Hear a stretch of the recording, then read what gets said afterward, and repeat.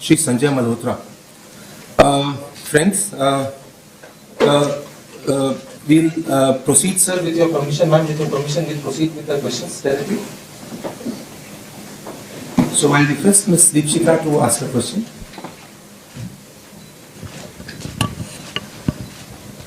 My first question to Governor.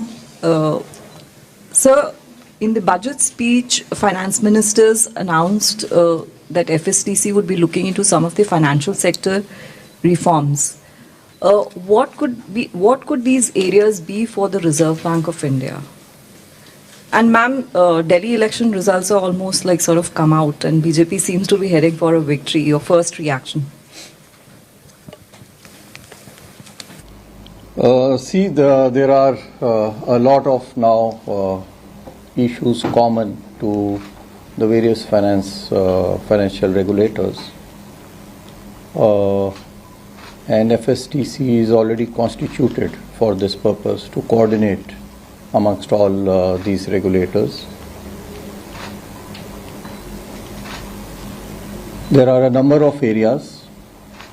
It could relate to, payments. It could, is basically for that we deepen, our collaboration and coordination in the best interests of the economy.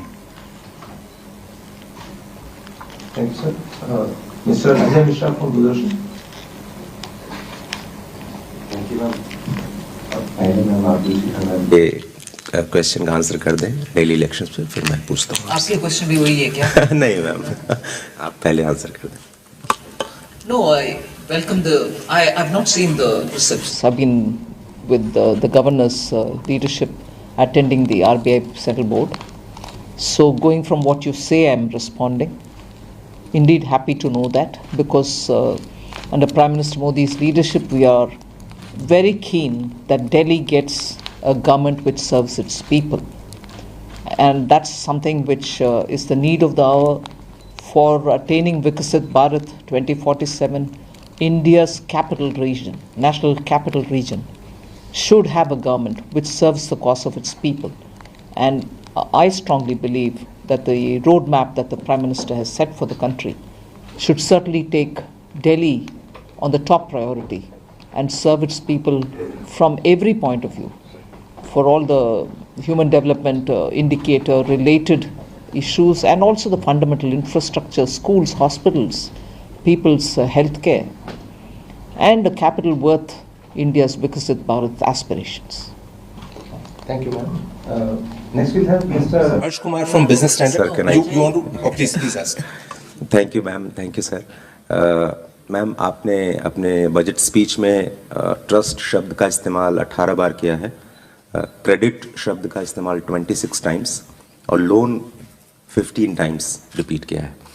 तो आपसे ये सवाल है governor sir कि क्या हम ease of doing business, ease of living के बाद अब हम ईज़ ऑफ क्रेडिट की नई दुनिया में प्रवेश करने जा रहे हैं? और मैम, अगर आप देश की वित्तीय नीति और मौद्रिक नीति के बीच में जो सामंजस्य दिख रहा है, उस पर आप कुछ कमेंट करना चाहिए between the monetary policy and the fiscal policy. Thank you. नहीं, निश्चित रूप से देखिए कि ईज ऑफ क्रेडिट जो है पर में आरबीआई का ध्यान रहा है, लेकिन और अधिक इसमें सुधार की भी आवश्यकता है, ये बात भी सही है। इसके बारे में मैं ये भी बताना चाहूँगा कि एक पहले से ही एक इनिशिएटिव इन्होंने प्रारंभ किया था जो कि यूनिफाइड लेंडिंग इंटरफेस के बारे में है।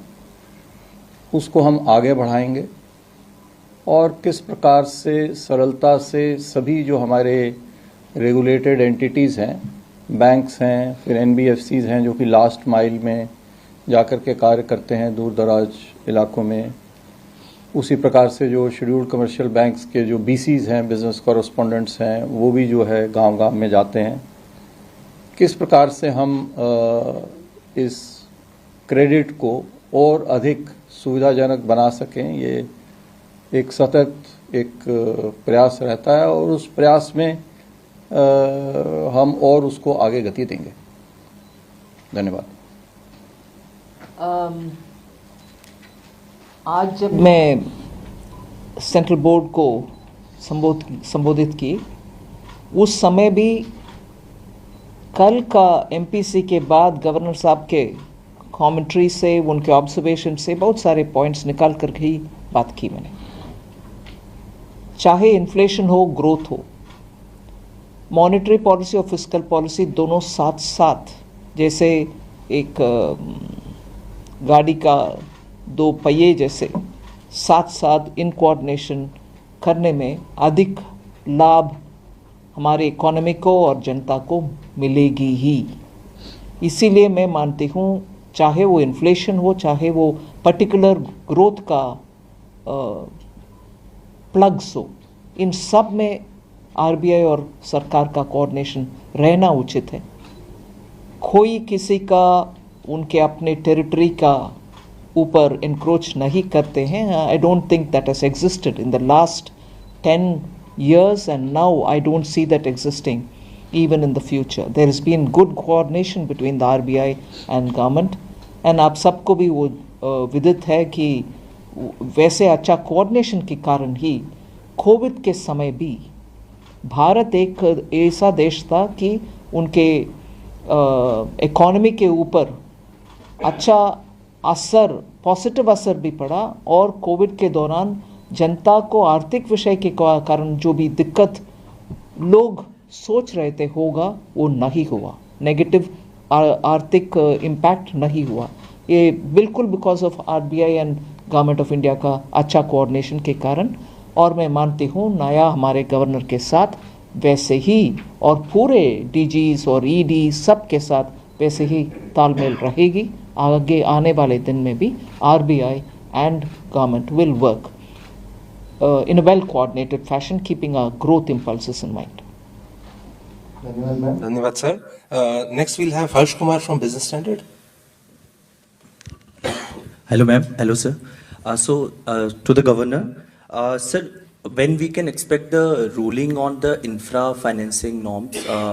I think last year RBI asked some suggestions from the banks also on project financing, and I think DFS also sent some suggestions. So, what's the development on that side? See, we are examining all the various suggestions. A draft was published. We are examining all the various suggestions that have come in. I announced already, that we will, in my meeting with the press yesterday in Mumbai also, that we will take all the suggestions that have come in through this consultative process, and before that, we, without a deep examination, we will not be finalizing any of these proposals, whether it is related to LCR or whether it is related to project financing. I also announced that we will give sufficient time. So obviously they cannot come in, before 31, as was perhaps earlier announced 31/3/2025. They will certainly not kick in from 31/3/2025. We will give sufficient time, and wherever the guidelines are actually there is major changes over there, we will even give phased period for implementation. Thank you, sir. I'll request Mr. Prashant Sahu from Financial Express. Sir, budget has an announcement that partial credit enhanced facility will be floated by NAFID. So we have a similar facility for banks since 2015, but it has not taken off because of stricter capital norms. So since the objective is to catalyze infrastructure financing such as through municipal bonds, etc. So is there going to be some tweak in the norms so that the product takes off? We will certainly examine as to why it has not taken off, what needs to be done, and whether any changes need to be brought about to make it popular. Thank you, sir. Tarun Sharma from Z Business. Tarun Sharma from Zee business. Sir, आपने कहा कि रूपी को लेकर आपकी flexible approach है, तो sir क्या एक कंफर्टेबल प्राइसिंग होगा रूपी डॉलर की यदि हम बात करें आरबीआई के माइंडसेट से? आरबीआई की देखिए शुरू से ही एक जो इनका अप्रोच रहा है इसके प्रति, उसमें कोई बदलाव नहीं है। सबसे पहले मैं ये बताना चाहूँगा, पहले से यही उनका अप्रोच रहा है कि किसी भी प्राइस लेवल को या बैंड को हम टारगेट नहीं करते हैं। हमारा केवल प्रयास यह रहता है कि जो एक एक्सेसिव जो उसमें उछाल या गिराव आता है, वॉलेटिलिटी जिसे हम बोलते हैं, वो भी एक्सेसिव, दिन प्रतिदिन छोटे मोटे उतार चढ़ाव किसी भी एसेट के प्राइसेस में आ सकता है, चाहे वो सेंसेक्स हो, चाहे निफ्टी हो, चाहे गोल्ड के प्राइसेस हों। उसके ऊपर में हमें अत्यधिक ध्यान नहीं देना चाहिए।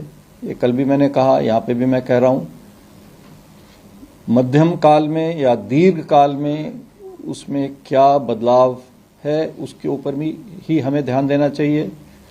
जो हमारे मार्केट फोर्सेस हैं, जो यहाँ पे चाहे वो डॉलर के बारे में ही हम बात कर रहे हैं, तो वो काफ़ी विकसित है मार्केट हमारा, वो एफिशिएंट है और हम उसके ऊपर में विश्वास रखते हैं मार्केट की एफिशिएंसी पे, और मार्केट फोर्सेस को ही हम डिपेंड करते हैं कि वे क्या इसकी मूल्य हो उसको वो डिटरमिन करें। Sir, Anchal from Indian Express. Hi, sir. Anjal from Indian Express. My question is regarding.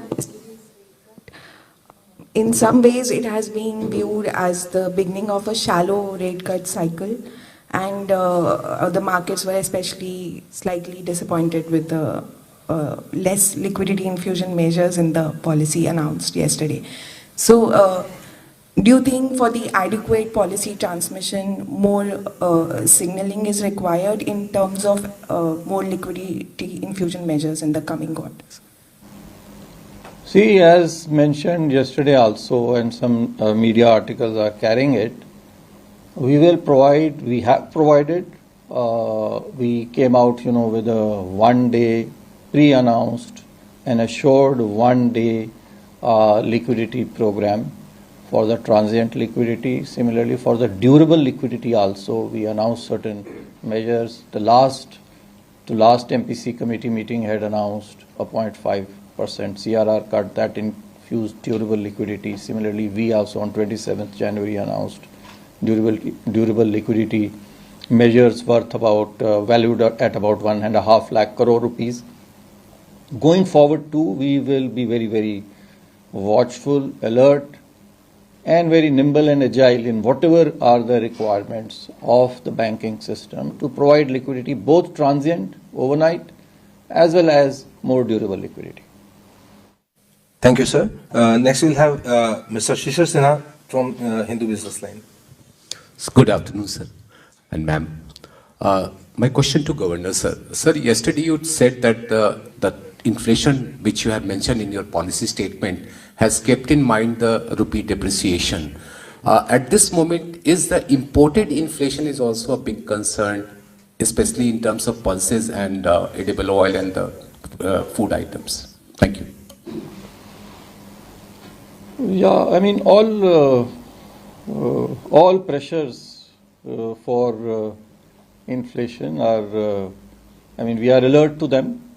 We are alert to all of them. As was mentioned, any depreciation of the rupee, that leads to inflation of 5% as per our calculations and estimates.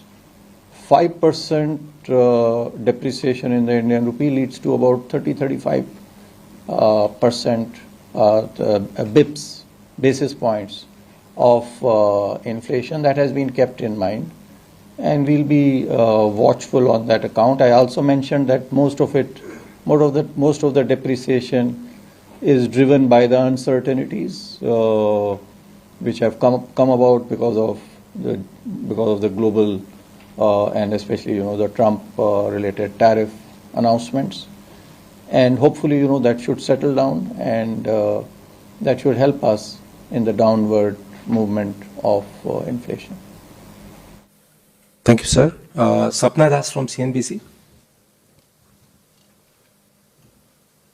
Good afternoon, ma'am. Good afternoon, Governor. Governor, first question to you. The 4.2% CPI inflation projection for 26 and 4.8 for the current fiscal, it factors in the inflationary impact due to the rupee depreciation, and corollary here that see on one side, to manage the exchange rate, you are not targeting any price level, but to manage the exchange rate, there is a liquidity suck out. So on the other hand, you're also trying to balance the liquidity deficit. So how do you plan to keep doing this balancing act in the times to come?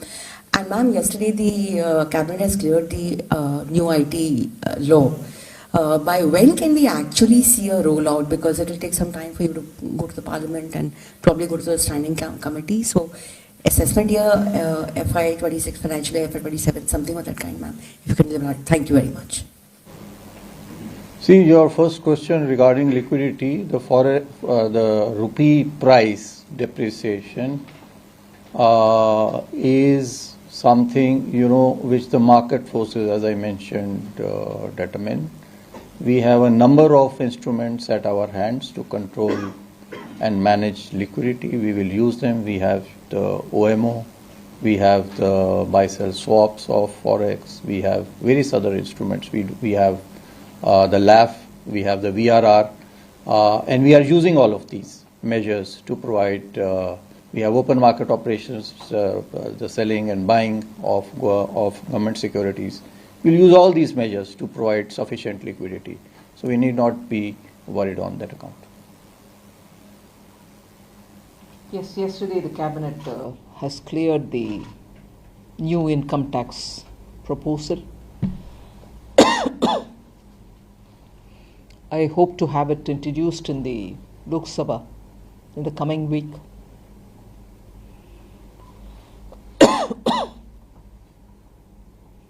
Post that, it will go to a committee.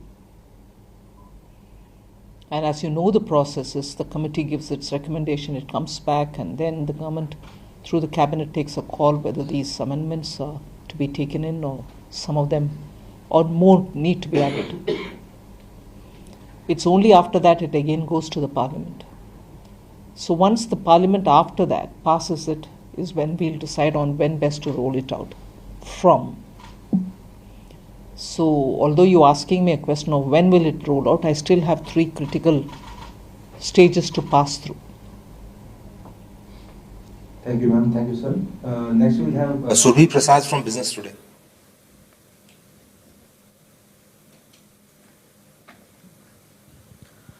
Good afternoon. Sir, to the RBI governor, sir, I wanted to understand what is the assumption on the rupee that you have taken for the new fiscal. And ma'am, also wanted to understand that now we have had a rate cut by the RBI, the budget has done much for consumption. So can we expect a durable recovery of private sector investments? Thank you. See, we have taken 87 rupees, which was prevalent, at the time the MPC met.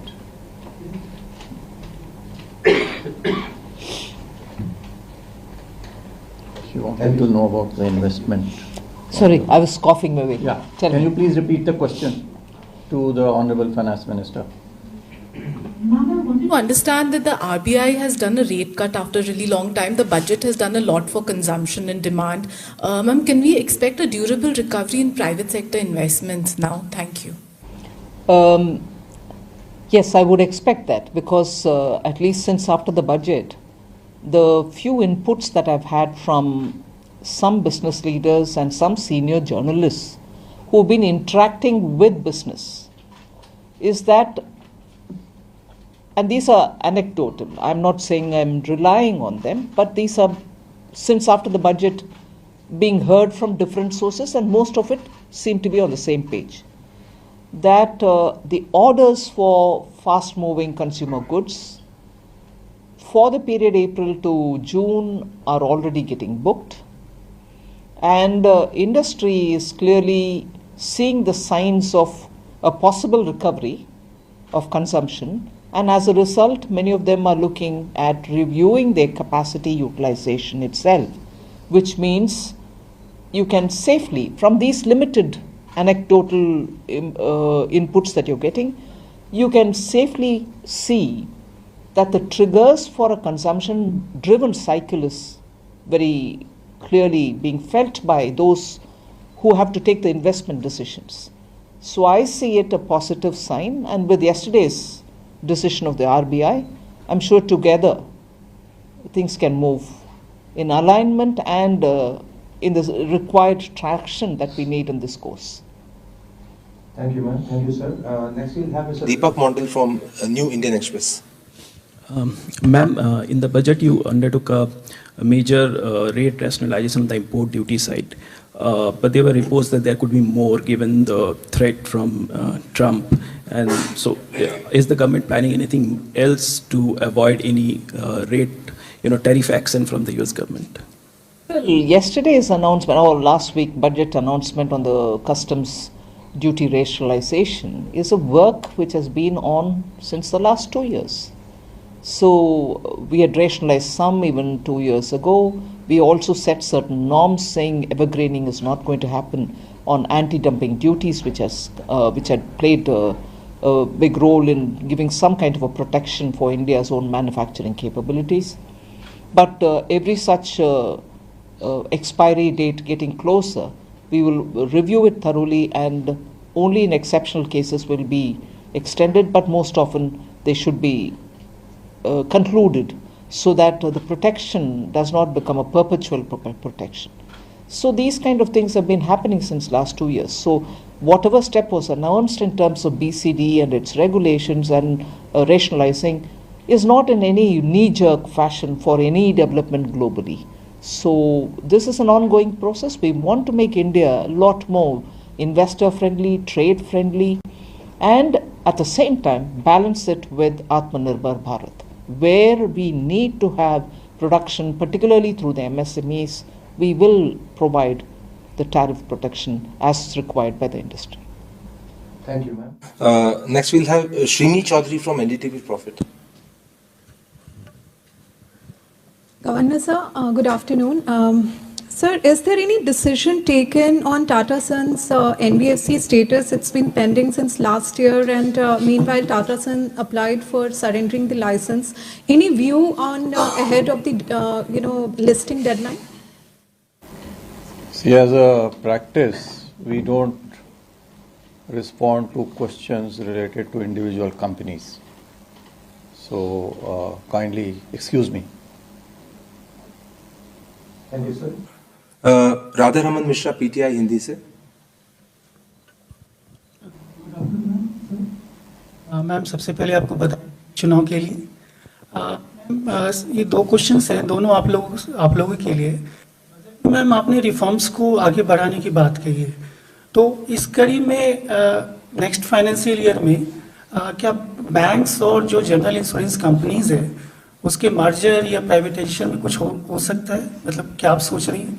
और दूसरा ma'am कि banks, sir आपके लिए भी, banks union ने strike का किया है, मेजर डिमांड उनका 5 days वीक है. इसके बारे में कुछ आप बोल सकें? ये पॉलिसी रिफॉर्म का जो घोषणा हुआ है, इस बार 6 सेक्टर्स को हमने हाईलाइट भी किया है, जरूर उसमें आगे बढ़ेंगे. Thank you, ma'am. Ma'am, we'll have 3 more questions if it is okay with you. Thank you. So we'll have Mr. Alok Priyadarshi from CNBC Awaaz. नमस्कार सर. नमस्कार मैम. मेरा सवाल ये है कि कंजम्पशन को बूस्ट करने के लिए फिस्कल साइड से काफ़ी सारे प्रयास हुआ, including tax cut. Monetary side से जो कल रेपो रेट में कटौती हुई है, क्या वो कंजम्पशन बूस्ट को डिमांड बूस्ट करने के लिए वो सफिशिएंट है, या आने वाले दिनों में और हम कटौती इस तरह की देखेंगे? और एक एडिशनल सवाल और कि कल अपनी स्पीच में सर आरबीआई गवर्नर सर अपने एडिशनल फैक्टर ऑफ ऑथेंटिकेशन का जिक्र किया है ऑफशोर ट्रांजैक्शन को लेकर. क्या उसमें ऑनलाइन गेमिंग भी शामिल होगी, या इस तरह की जो गतिविधियां हैं वो शामिल होंगी? कुछ मदद मिलेगी इस पर रोक लगाने के लिए? हाँ, देखिए, जो आपका पहला प्रश्न है कि रेपो रेट कट से सहायता मिलेगी, निश्चित रूप से जो है उससे सहायता मिलनी चाहिए. आगे क्या रहेगा, हमने जो है न्यूट्रल स्टांस रखा है, तो आगे के बारे में जो एमपीसी पुनः मिलेगी, हर 2 महीने में मिलती है, वो मिलेगी, उसके बैठेगी, उसके ऊपर में विचार करेगी और उसके ऊपर में एक नया निर्णय तब की परिस्थितियों को ध्यान में रखते हुए लेगी. तो उसके ऊपर में कुछ बोलना आज के दिन में संभव नहीं है. दूसरा आपका जो ऑथेंटिक, जो second factor, additional factor of authentication के बारे में है, तो ये सभी जितने भी ऑनलाइन प्लेटफॉर्म्स हैं, चाहे वो गेमिंग का हो या कोई भी अन्य प्लेटफॉर्म हो, अगर वो जो ऑनलाइन ऑफशोर मर्चेंट है, अगर वो भी इस सेकेंड फैक्टर या एडिशनल फैक्टर ऑफ ऑथेंटिकेशन के लिए वो तैयार है, तो उस चीज़ को ही हमने यहाँ पे इनेबल किया है। तो जो अगर गेमिंग कंपनी ने उसको इनेबल किया हुआ है तो ये सेकेंड फैक्टर ऑफ ऑथेंटिकेशन यहाँ पे लागू हो जाएगा। Thank you, sir. Next, we'll have Mr. Vikas Dhoot from Hindu.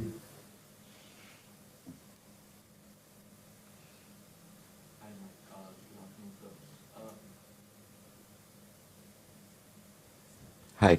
So, ma'am, like you said, there's been a sort of a jugalbandi which has been working well between monetary and fiscal policy. And we've also seen both sides are listening with an open mind to the advice, some of the insights that are coming. For instance, in December's Finance Ministry Economic Review, there was some concern about the demand slump, some of it being linked to the monetary policy framework. And in the RBI Bulletin of January, we saw that RBI advised for a consumption boost to spur growth and private investment. And both of you have responded. RBI has responded with the rate cut. You've done a huge tax stimulus to boost consumption. So taking the spirit forward of listening, can we expect a new Deputy Governor for Monetary Policy before the next review? And for Sir, I just wanted to understand, obviously you have your internal assessments of how inflation and growth is playing out. But in the public eye, the current policy decision is based on December inflation data and November IIP data. That's some of the main parameters that we look at. So is there some case now that we'll have a new team on top at the RBI, especially for monetary policy, is there a case to be made that policy review calendar is shifted to, say, a middle of the month so that you have more current data to work with? And even though you have internal assessments of how things might go, in the public eye, it is more justifiable for you with January inflation data, which would have possibly come down to under 5, and IIP data for December. So just to give you an example, is there a case to review the calendar? I think, this question is, I think, addressed to me. We gave it a thought, I think. This is the same question, I asked when I joined. Can we, do it more, in the middle of the month rather than, do it little early in the month? Because one gets, more data. But there are reasons because there are other meetings, which happen during the middle of the month, because of which we can't do it in the middle of the month. Some of them are international meetings, some of them are the World Bank, IMF meetings. So because of that, we are unable to shift it, in the middle. So enough thought, I think, has been gone into it, and that's why they have decided that they would be doing these meetings early in the month rather than later in the month. So that's where it stands today.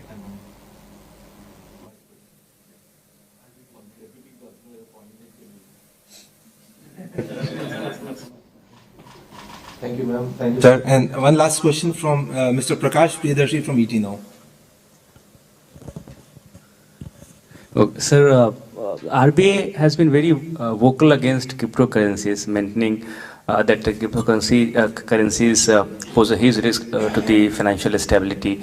Will this approach be maintained, or is there any change in RBI's stance?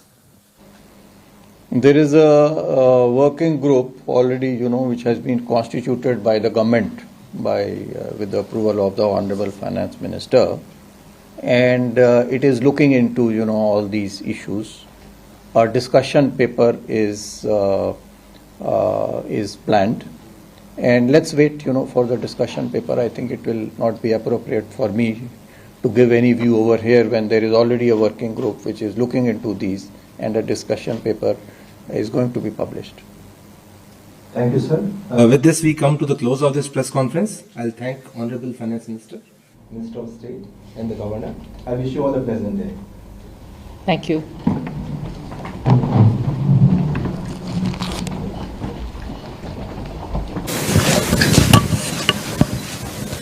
My first question to Governor. Sir, in the budget speech, finance ministers announced that FSTC would be looking into some of the financial sector reforms. What could these areas be for the Reserve Bank of India? And ma'am, Delhi election results are almost like sort of come out, and BJP seems to be heading for a victory. Your first reaction? There are a lot of now issues.